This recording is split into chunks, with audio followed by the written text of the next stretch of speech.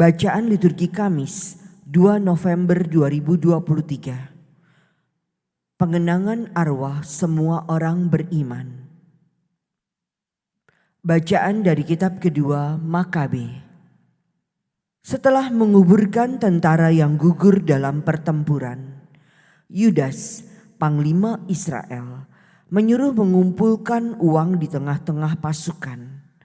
Lebih kurang 2.000 dirham perak dikirimkannya ke Yerusalem untuk mempersembahkan kurban penghapus dosa.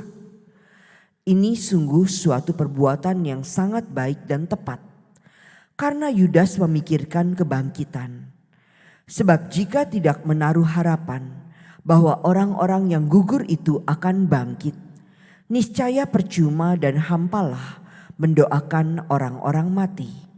Lagi pula Yudas ingat bahwa tersedialah pahala yang amat indah bagi sekalian orang yang meninggal dengan saleh. Ini sungguh suatu pikiran yang mursyid dan saleh. Dari sebab itu disuruhnyalah mengadakan kurban penebus salah untuk semua orang yang sudah mati itu, supaya mereka dilepaskan dari dosa mereka. Demikianlah sabda Tuhan. Syukur kepada Allah. Ya Tuhan, dengarkanlah doaku. Ya Tuhan, dengarkanlah doaku. Berilah telinga kepada permohonanku. Jawablah aku demi kesetiaan-Mu. Jawablah aku demi keadilan-Mu. Janganlah berperkara dengan hamba-Mu ini, sebab di antara yang hidup tidak seorang pun benar di hadapan-Mu. Ya Tuhan, dengarkanlah doaku. Aku teringat akan hari-hari dahulu kala. Aku merenungkan segala pekerjaan-Mu. Aku memikirkan perbuatan tangan-Mu. Aku menadahkan tanganku kepadamu. Jiwaku haus kepadamu seperti tanah yang tandus. Ya Tuhan, dengarkanlah doaku.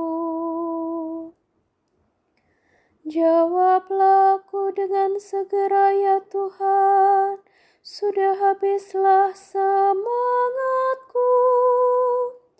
Perdengarkanlah kasih setia-Mu kepadaku pada waktu pagi, sebab kepadamu-lah aku percaya.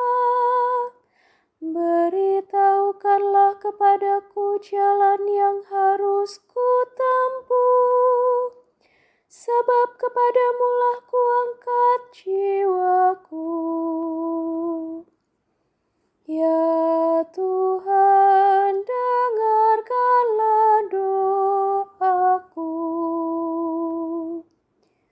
Ajarlah aku melakukan kehendak-Mu, sebab Engkaulah Allahku.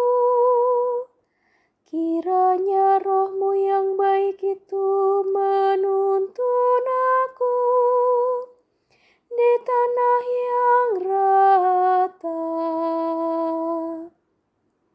Ya Tuhan, dengarkanlah doaku.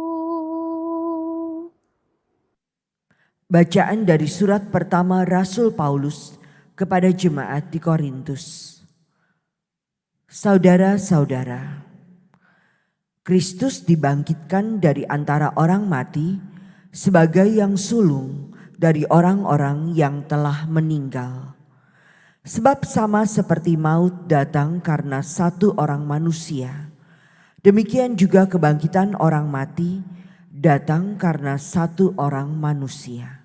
Karena sama seperti semua orang mati dalam persekutuan dengan Adam, demikian pula semua orang akan dihidupkan kembali dalam persekutuan dengan Kristus. Tetapi tiap-tiap orang menurut urutannya. Kristus sebagai buah sulung, sesudah itu mereka yang menjadi miliknya pada waktu kedatangannya. Kemudian tibalah kesudahan, yaitu bila mana Kristus menyerahkan kerajaan kepada Allah Bapa. Karena Kristus harus memegang pemerintahan sebagai raja sampai Allah meletakkan semua musuhnya di bawah kakinya. Tetapi kalau dikatakan bahwa segala sesuatu telah ditaklukkan, sudah barang tentu Allah sendiri yang telah menaklukkan segala sesuatu di bawah Kristus tidak termasuk di dalamnya. Dan kalau segala sesuatu telah ditaklukkan di bawah Kristus, maka Kristus sendiri sebagai anak akan menaklukkan diri di bawah Dia yang telah menaklukkan segala sesuatu di bawahnya, supaya Allah menjadi semua di dalam semua. Demikianlah sabda Tuhan. Syukur kepada Allah. Haleluya, haleluya, haleluya, haleluya. Akulah kebangkitan dan hidup, sabda Tuhan. Barang siapa yang percaya kepadaku, ia akan hidup selama-lamanya. Haleluya, haleluya, haleluya, haleluya. Inilah Injil suci menurut Yohanes. Dimuliakanlah Tuhan. Dalam rumah ibadat di Kapernaum, Yesus berkata kepada orang banyak, "Semua yang diberikan Bapa kepadaku akan datang kepadaku, dan barang siapa datang kepadaku, ia tidak akan kubuang. Sebab aku telah turun dari surga, bukan untuk melakukan kehendakku, tetapi untuk melakukan kehendak Dia yang telah mengutus aku. Dan inilah kehendak Dia yang telah mengutus aku, yaitu supaya dari semua yang telah diberikannya kepadaku jangan ada yang hilang, tetapi supaya kubangkitkan pada akhir zaman. Sebab inilah kehendak Bapa-Ku, yaitu supaya setiap orang yang melihat Anak dan yang percaya kepadanya beroleh hidup yang kekal, dan supaya Aku membangkitkannya pada akhir zaman." Demikianlah sabda Tuhan. Terpujilah Kristus.